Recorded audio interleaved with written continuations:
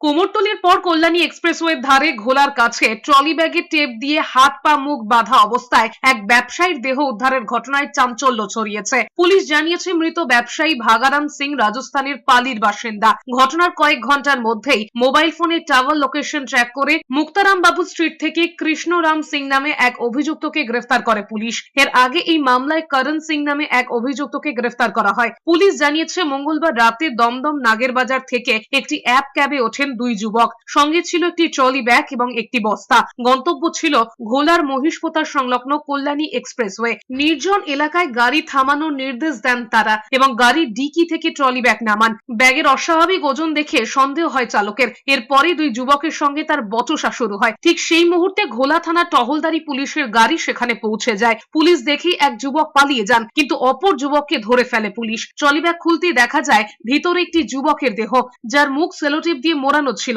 ব্যাগের ভেতর থেকে উদ্ধার হয় রক্তমাখা ধারালো অস্ত্র ও 65,000 টাকা। তদন্তে জানা গেছে কলকাতার মুক্তারাম বাবু স্ট্রিটের একটি কাপড়ের গুদামেই ভাগারাম সিংকে ছুরি দিয়ে তার গলা কেটে ফেলা হয়। তারপর নাইলনের দড়ি দিয়ে শ্বাসরোধ করে মৃত্যু নিশ্চিত করা হয়। হত্যার পর অভিযুক্তরা দেহটি একটি ট্রলি ব্যাগে ভরে গুদামে রেখে দেয় এবং স্বাভাবিকভাবে পোশাক বিক্রি করতে থাকে।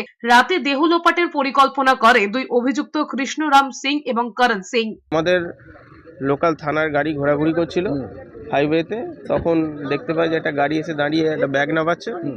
তো ওদের দেখে সন্দেহ হয়, ওরা কাছে গিয়ে যায়, যে কথা বলে।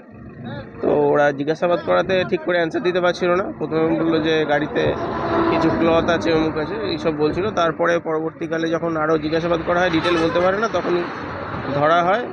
ধরে তারপরে একজনকে পাওয়া গেছে।